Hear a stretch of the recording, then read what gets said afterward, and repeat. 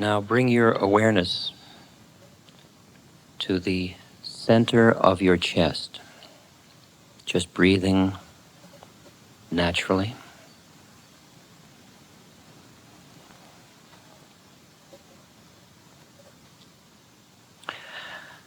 And imagine that right in the middle of your chest, using your imagination, imagine that there is a tiny being the size of a thumb sitting in the middle of the chest. The quality of this being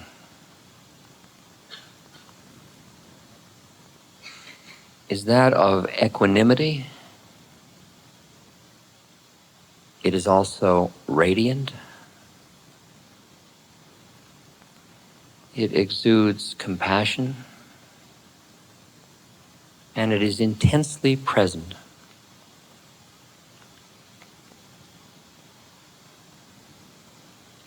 Now this tiny being begins to grow in size until its head fills your head, its arms your arms, its legs your legs, its torso your torso. You are skin around this being, loving, spacious, equanimous, wise, present.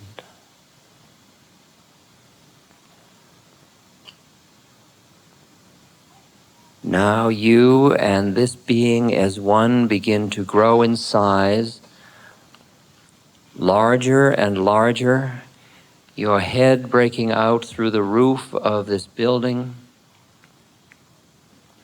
larger and larger still, growing, growing, growing until your head is sitting among the planets and you sit deep in space and the entire earth is within your belly. Feel your silent, vast equanimity. And as you look down within at the earth, which is part of you, like an organ inside you, the earth, the mother, Gaia, an evolving consciousness. And towards the earth you feel such tender compassion. It nourishes and feeds.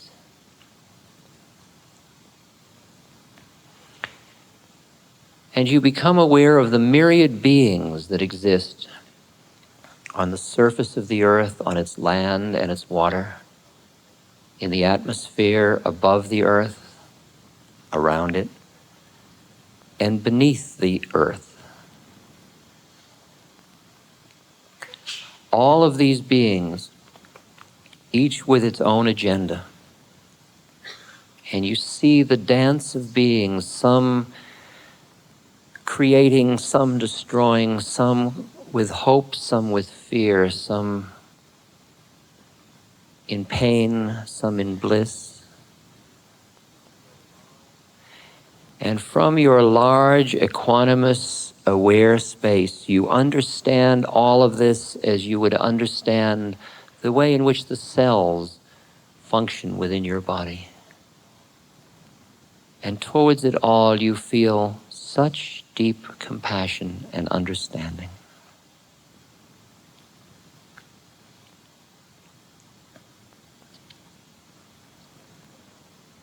And you continue to grow larger and larger until everything in the universe is within you. The galaxies are inside you. Everything you can think, past, present, future, all within you, part of your body. You are the ancient one. No boundaries, because there is nothing outside. Everything and nothing.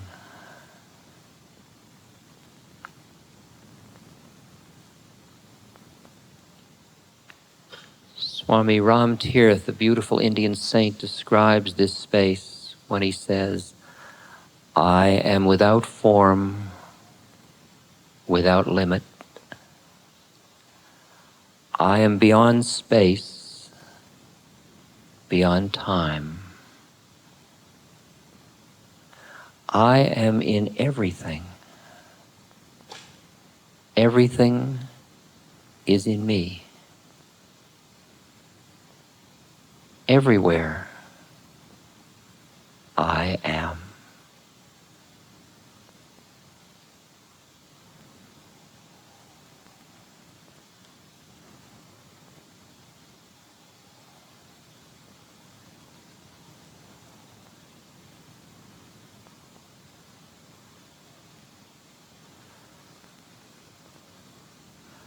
Now very slowly you create the vast form that starts to reduce in size. Smaller and smaller, passing through the size where the earth is within you. Smaller and smaller until you come to the place where your head is above this auditorium.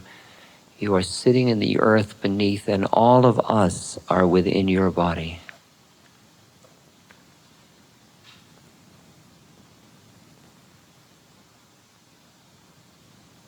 You are still vast, peaceful, wise, caring.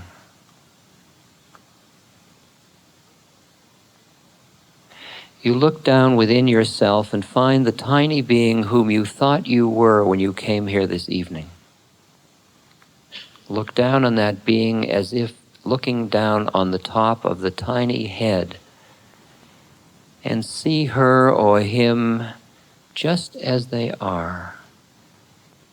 See that person as an awareness that has taken birth, that is passing through such an incredible series of experiences and events. And see how that tiny being grows, now getting lost into the story, now coming up for air. Look at it all and allow yourself in your vast form to feel a tender appreciation for the journey of this tiny being. No judgment, just appreciation.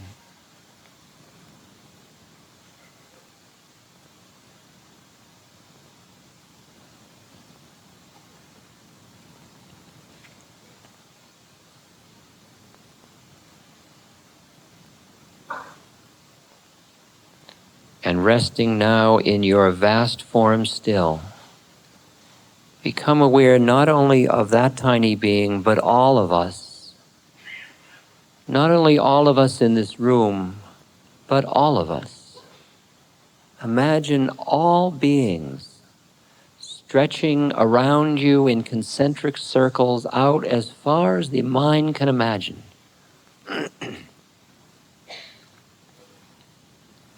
Beings, all sentient beings. And imagine yourself sitting as a beacon in which light from you touches each of these beings in blessing. May all beings be free from suffering. May all beings know peace. May all beings be happy. May all beings be free.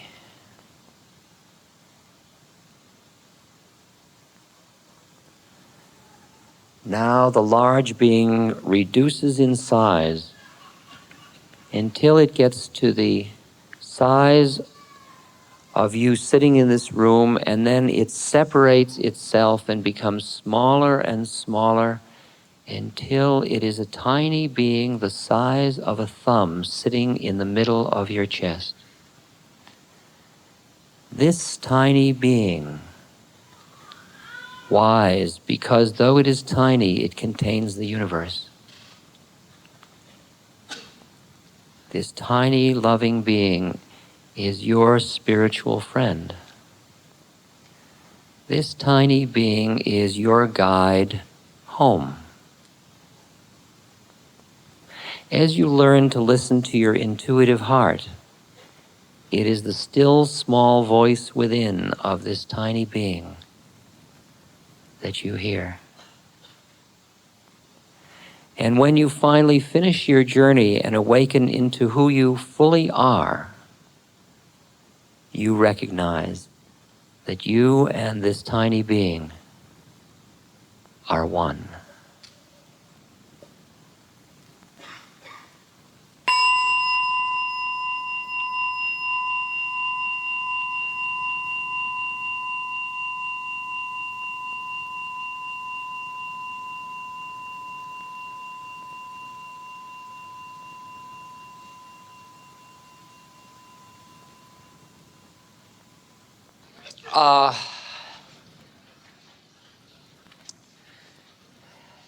I think that one of the most graceful aspects of the spiritual journey is having friends that will be straight with you and sharing truth. Truth definitely gets us free, but it's very scary. And I have felt the treasure of having friends who would put up with my ego to share with me the truth, but I ask them to do it. And I think that when we really want to get on with it, we look around at our friends and we see who would play the game of seeking truth together. Because like I have a friend, Stephen Levine, who writes books some of you have read, and Stephen will call me and I'll say, "Hi, Stephen." We'll talk for a couple of minutes. He'll say, "How's your heart?" And I'll say, "My heart's fine. Why are you asking?" And we both hear it. And he'll put up with my buffets, which will happen when he asks me a question like that, because he cares enough. And it's really fun to reach for truth that way. So I am offering my truth to you tonight, as you can see by now. Any question you want to ask about anything, I'll be as straight as I can in responding. And I'll repeat the questions so everybody can hear them, if you don't hear them.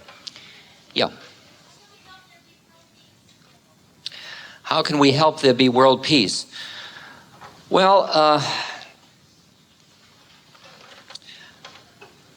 part of that answer is that that you have to be a peaceful person.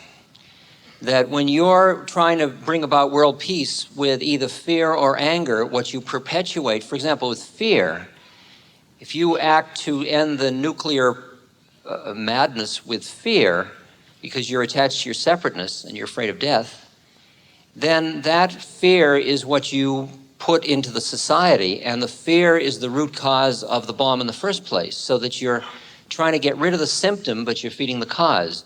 So what you have to do really is work on yourself pretty hard to be a statement of what it is you would like the universe to be, which is a peaceful place.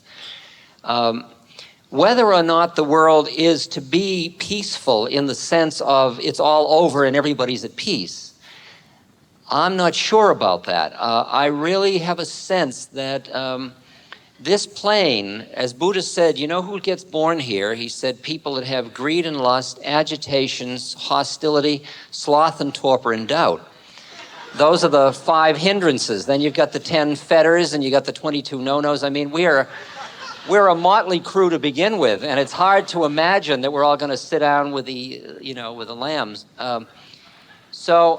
And it may well be, it's like my human heart will work to make heaven of earth, even though I know there is a heaven and that this is earth.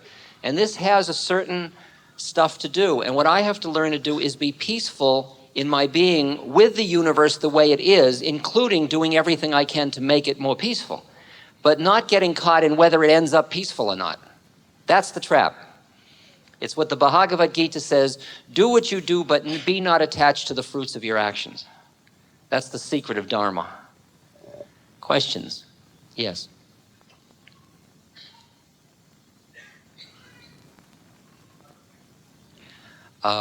I hear what you're saying. I don't think that there is any part of me that puts down nesting as a and the basic family unit. I think that, in fact, I feel that the breakdown of the extended family is one of the things that has, where we thought freedom was that breakdown, and it's actually cost us tremendously as a human family. And that what I see also is some beginnings of return to the extended family, which I think is quite interesting, that people are beginning to see they threw the baby out with the bath. The increase of poverty in children, which is a very marked statistic at this moment, is something that is part of a, it's not just inhumanity, it's part of a political economic structure that is something to which we will react. We are just, as Jerry Brown said to me, the ship of state turns slowly. And that isn't just going to go on and get worse and worse, no matter what the projections. The projections are if nothing happens to change it. But I feel that our human heart is bigger than all that. And it's a hard one to deal with family structures when you have, for example, in California, over half the marriages end in divorce, and over half the divorce, 80% of the divorcees remarry. So you really have serial monogamy, which is just different. It's maybe more complicated, but it may also not, let's not decide it's good and evil. Let's just listen to it and hear how to protect kids and how to give them support. Many of us grew up in a single family unit that was very stable, and we see that as desirable, but I'm not necessarily. I mean, I got the brunt of my parents' neurosis. Had they each had two other spouses, it might have been spread around. I might have done better. I don't know. I mean, I can't just conclude that the single family unit, it must be preserved above all. I really don't, I want to hear the whole change. At the same moment, there's a lot of stuff that leaks through the cracks, and a lot of people get hurt. So we have to listen carefully. I hear it, though. And you can hear in each, like somebody came up to me before and they said, this fellow came up and he said to me, over here, he said, I just want to ask you, why aren't you married? Or why aren't you married? And I said, well, it just never happened. And I certainly expected I would get married, and I kept thinking I'd get married, and I didn't get married. And I may get married, and I realize now that some people will marry, and that is, a lot of my friends, like Stephen, for example, without marriage, you could feel they would not be a full human being. And there are other people for whom, like me, where I just feel so in love with everybody, it's very hard for me to imagine being with one person. It doesn't feel appropriate to my life. So I'm really thinking that we're in the place now where we can honor individual differences. And I certainly do that, yes. Questions? Okay, yeah. I wanted to ask you about, if this is specific, I've had a lot of blocking right here for years. I've been working with this. Yeah. I wonder if you have any suggestions. She said she has a lot of blocking here, and she's been working with this for years. By blocking, you mean tension or tightness and pain? And then I watched ebb and flow. I watched it move, and I felt it. Yeah. Generally, my general technique for dealing with blockage is just to take it to the next space up. Like I'll do exercise. If I'm tight in here, I'll just breathe in here and breathe out through my heart and just keep sending it out. It's like when Kundalini rises, for example, wherever it gets to a place where you've still got some like control mechanism right here, it stops and it goes outward and it just blocks instead of going on up, and you just take it and keep moving it up and keep moving it up. And then when it gets up, you start moving it down until it's all just going. Because this part is taking you up through the seventh chakra out into that la-la land quality. And then bringing it back down into your body is finally bringing it to the ground so that you're as Christ said, you're in the world, but not of the world. And you get that balance, that circle going. So it's just wherever it stops, you just take it and move it to the next place, which would be here in this case. You just keep bringing it up and bringing it up and bringing it up. And also down here is the hara, is where you're rooted in earth. It's just part of your earth being too, to do it. But if it's blockage, then a lot of just meditation, visualization of moving energy up. I'm sure you've done all that, so I really don't have anything new to offer. Questions? Yes? Is there any more material forthcoming in tapes, books, or manuals? And how is Emmanuel? As spooky as ever, I guess. I don't know how Emmanuel is. How are you, Emmanuel? Emmanuel is fine.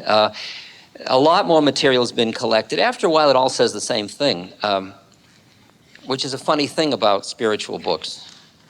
No, I mean, they're beautiful, but finally you've read them and you keep buying them till you see they all say the same thing. I think there's going to be another book of Emmanuel's out, yes, because you can't stop once you get going, you know. It was funny, when we first did that book, we couldn't get a publisher. Nobody would publish it. Many publishers turned it down. So Judith and I put up the money and we printed it and put out 3,000 copies. It's now 50,000 copies later, and Bantam has now just come out with it.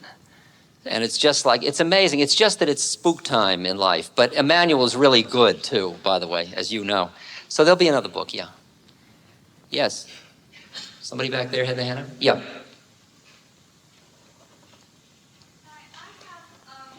a situation that I'm not quite sure. Yeah.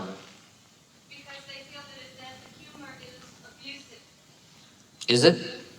Well, I don't think it's intended to be abusive. Sometimes it's like stress release. Yeah, that's the problem. It's looking at, you know, a way that just for some people it's humorous and other people it isn't. Yeah. Do you have anything to do? Well, it's interesting about humor that as you work on yourself and become emptier and emptier, then you find your manifestation is more a reflection of the entire existential moment. And the quality of the humor that would come out would be inclusive rather than exclusive. And it wouldn't do that effect to other people. At this moment, you're right, it is partly tension release. It's partly slightly hysteria from the heaviness of the stuff you work with all the time. And that is almost just and that will create, it's setting tension into the energy system, if you will. And I think if you can just hear that that's a reactive process in you, and maybe cultivate a quieter place in yourself from which will come out a deeper, warmer kind of chuckle, which will include people instead of exclude. You can feel how different kinds of humor, like Don Rickles' humor is one kind, and Lily Tomlin is another kind, and they go on and on out, yes, in terms of out into Will Rogers and more and more compassionate kind of humor that just includes everybody, that just keeps being warmer.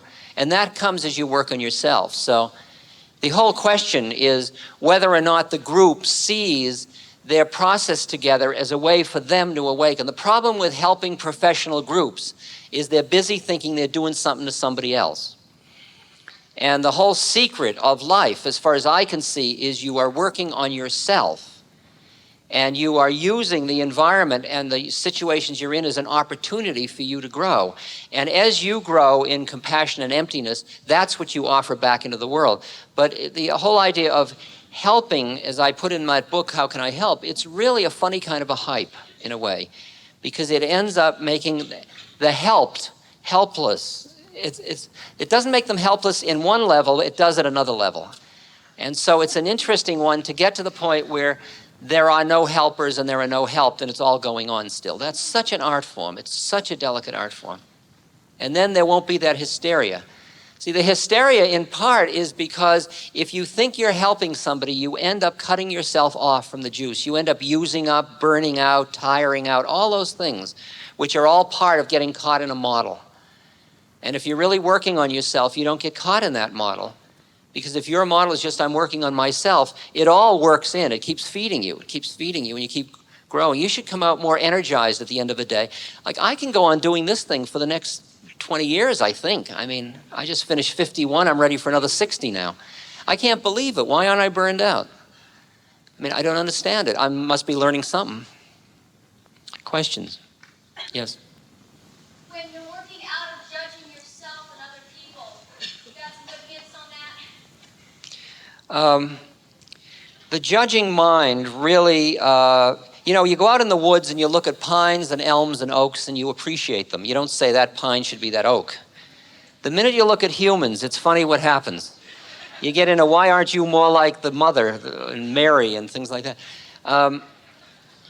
It's interesting to flip that into appreciation. I've trained myself to, every time I notice myself judging, when I can awaken in it, usually I'm asleep when I'm doing it, so I don't notice it.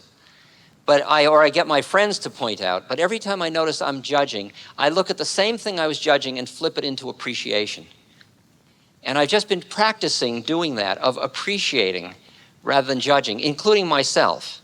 Because often when you lose it, when you're trying to be so and you lose it and you get, there's a judging that comes in of saying, oh, I shouldn't have done that. And then I notice that, myself doing that, and then I just appreciate the poignancy of my predicament, and I appreciate my humanity. See, part of appreciating the humanity with all the foibles and all the frightens and all that stuff, and it's just cultivating appreciation. Some people call it mercy, but I like the word appreciation. It's more neutral. Yes? What is the role of commitment as we talk about getting free, and particularly commitment in relationships?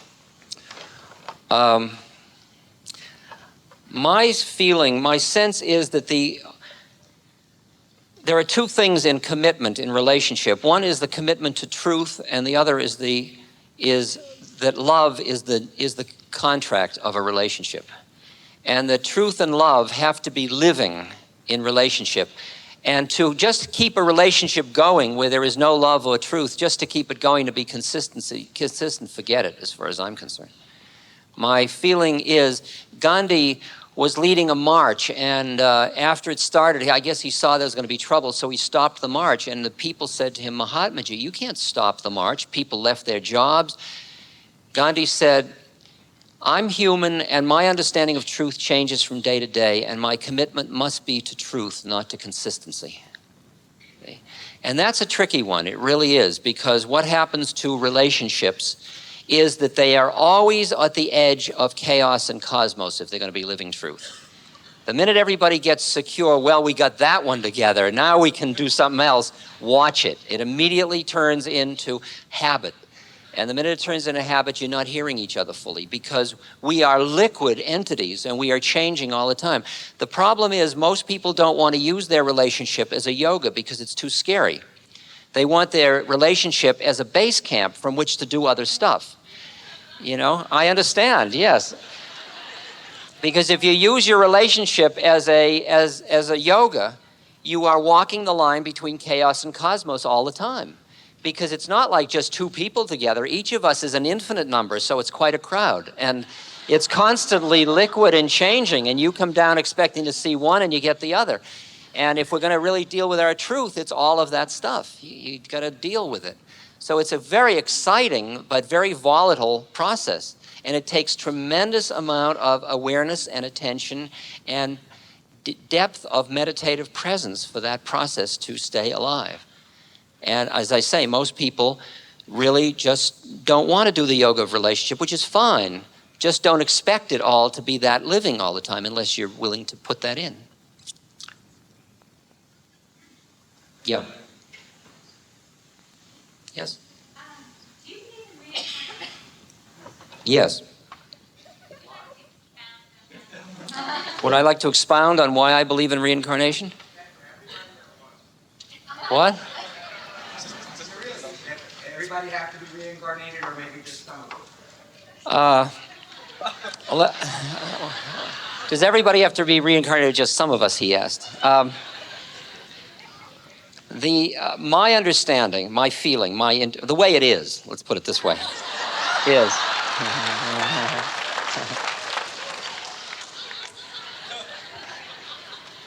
the way it is that reincarnation is a hype, but so is this, see? And if you think this is real, then reincarnation is real. And when you wake up out of this one, then you woke up out of that one too, because it's all dream stuff. And when you get back to the source, you see there wasn't any time and space and no one was going anywhere and nothing happened anyway. So The whole thing is a trip. So when you're on the trip, you just pick what part of the trip you're on, and from within the trip, when you're in time, there is reincarnation. Will everybody here reincarnate? No, not necessarily. It depends on who you, when you look at the people in the world, they're a cross-section of evolution. Some of the beings you meet are really ancient old lamas or old Indians that just drop by to bless everybody for a whole birth, and they've just got a thin veil, just enough to keep them on the earth. There are others that are immediately post-Neanderthal. That's their first time through, and they just, yeah, give me, And you've got to appreciate that you're seeing an incredible cross-section of reincarnation when you look at people. And you might have two of them in your family. That's what's so bizarre about it. And the fact is that everybody is everybody else's karma, so everybody needs everybody else. So it really gets pretty bizarre and far out when you look at it that way. Questions? Yes.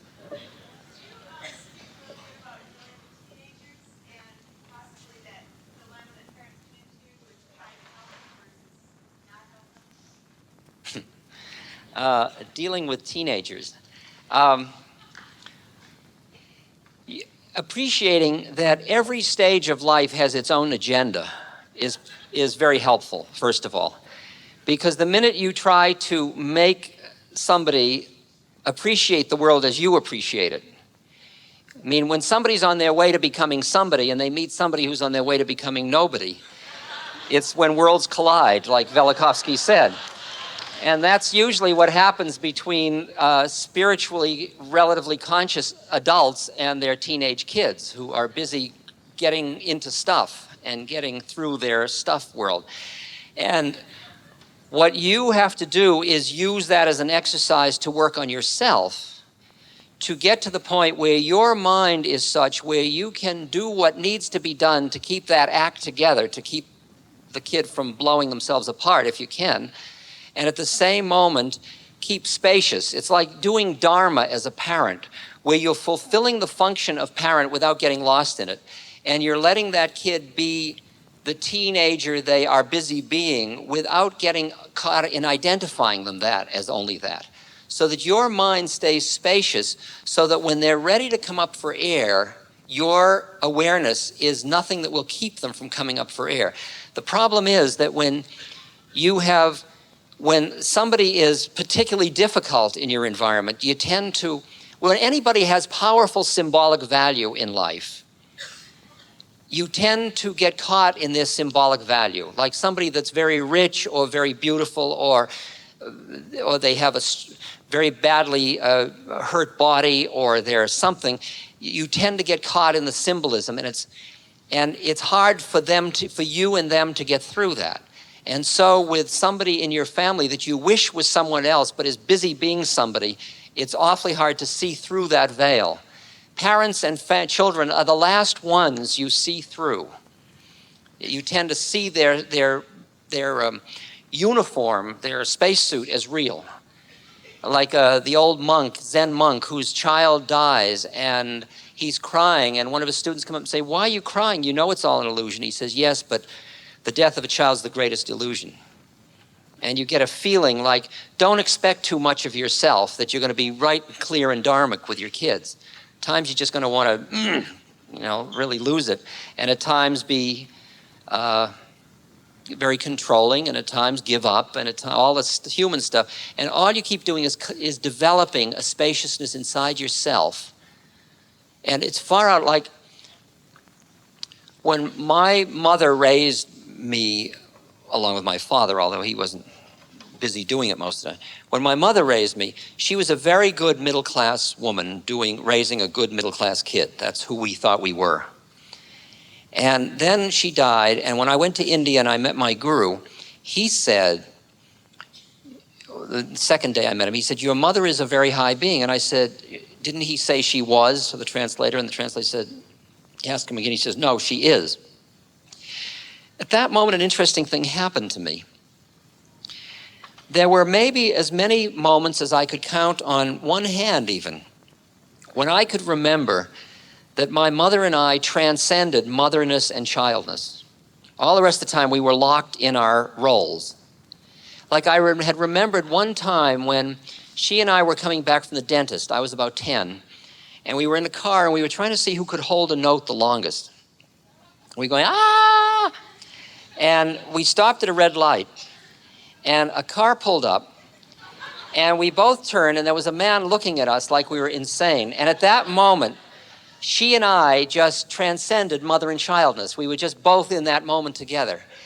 And then when she was dying, there was another moment like that. And there were just a very few moments when we transcended. At that moment, when my guru said she is a high being, those moments became figure.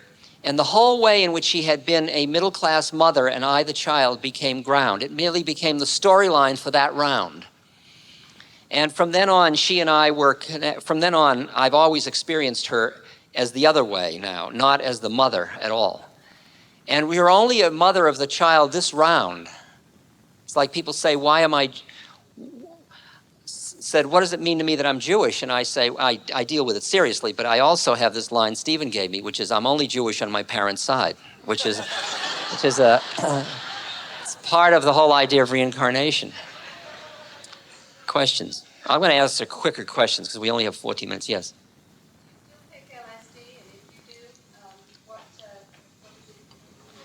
Do I still take LSD, and if so, why? I take LSD or something like it every couple of years for a couple of reasons. To see what I forgot, because you tend to con yourself a lot in the spiritual journey. You get into, the minute you get a subtle growth, the ego moves in and co-opts it in a funny way. And very often, different techniques, when you come at them from, like when I've been meditating a lot, and then I go into devotional practices, it shows me things that I wasn't really getting at through meditation. And so with chemicals, they just show me another little facet of where, I don't care if I never see them again, actually. They feel a little anachronistic to me. Because the reason I used to take them was because this wasn't enough. But now life is so rich to me, I can't figure out why I would want to change it even. I mean, it just feels like the secret's going to be in the moment, not in some other place. So I'm not taking it to go to La La Land. I'm just taking it to break through places where there's subtle clinging of the mind. And the other reason I take it is because I'm part of an old explorers club, and I kind of keep my membership up. That's it.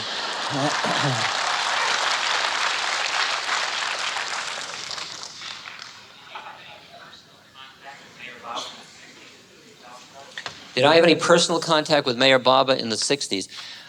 We exchanged letters. I mean, I didn't ever meet him. We exchanged letters, and it primarily concerned drugs. I was living with some people who were Baba followers, and he said, he sent a message back that Baba followers were not to have anything to do with people who were using drugs, which meant we were going to have to break up our community. And I wrote to him and I said, look, all the people in America that have come to you came to you through drugs, so it doesn't seem right to me. We'll break up the community if that's what you want, but I don't think I'm evil, and I'm doing what I'm doing because I'm doing it with the truth of my heart, and I think you're beautiful, but this is what I got to do. And he wrote back and he said, a few people like you, most people will go insane that use drugs, but a few people like you may not. You can use it 3 more times and you should stop.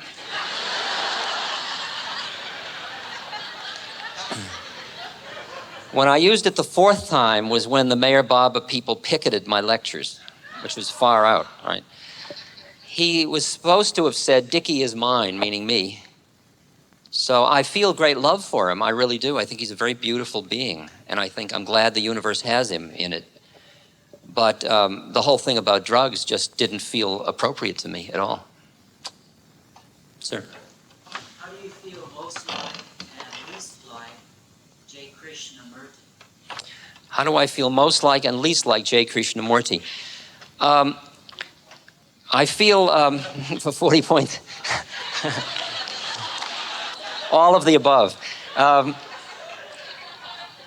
feel that Krishnamurti said it very clearly most of the time, exquisitely clearly.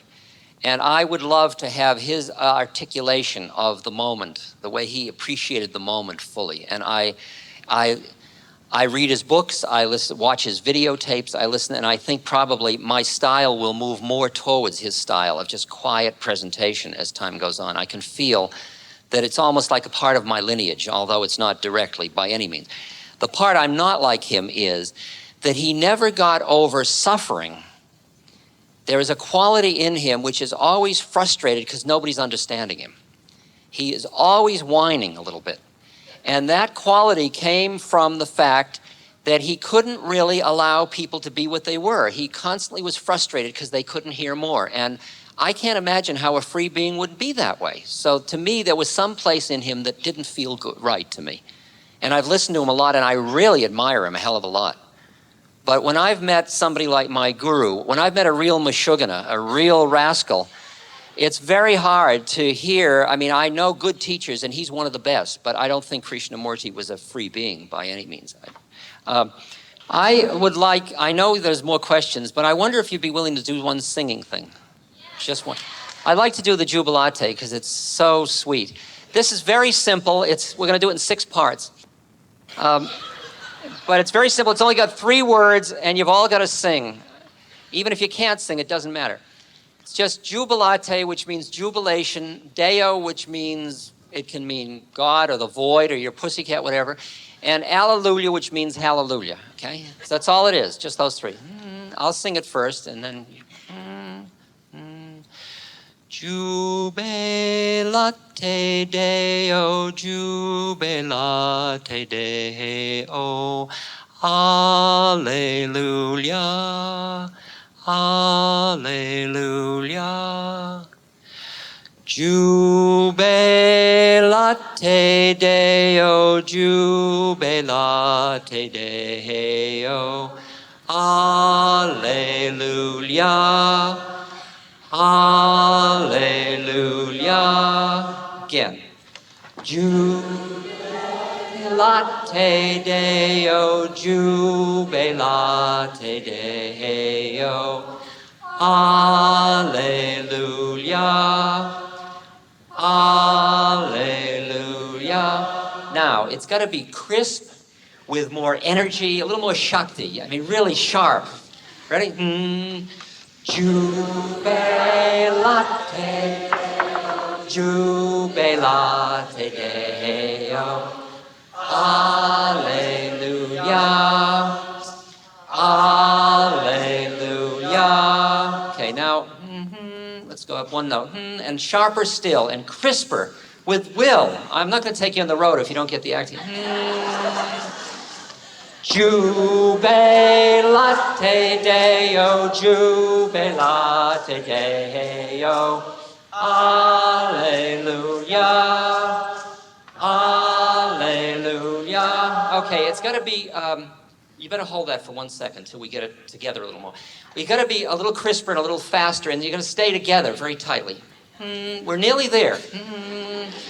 Jubilate Deo, Jubilate Deo, Alleluia, Alleluia. Okay, now we'll practice by dividing in half and see if we can pull it off. Jubilate Deo, Jubilate Deo, Alleluia, Alleluia.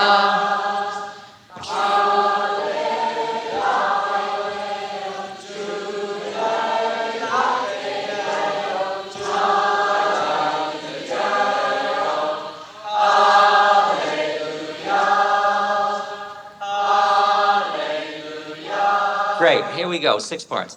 Now we divide right across here. You're all 1.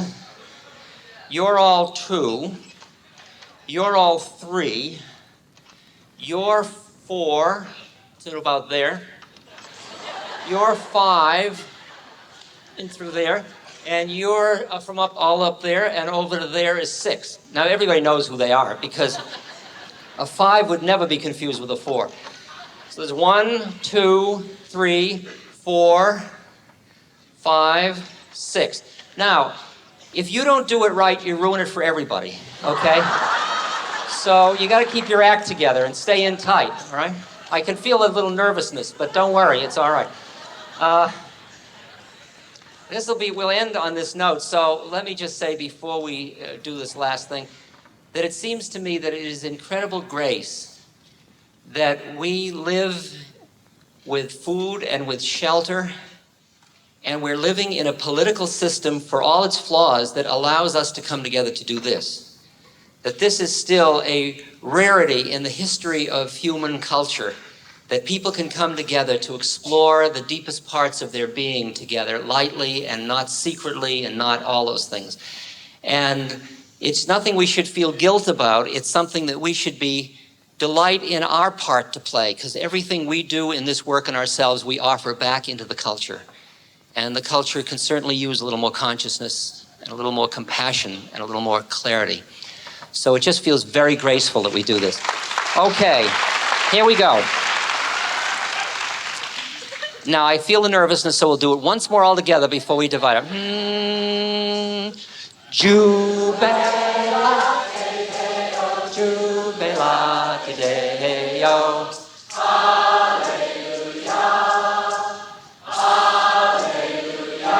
Here we go. Jubilate Deo, Jubilate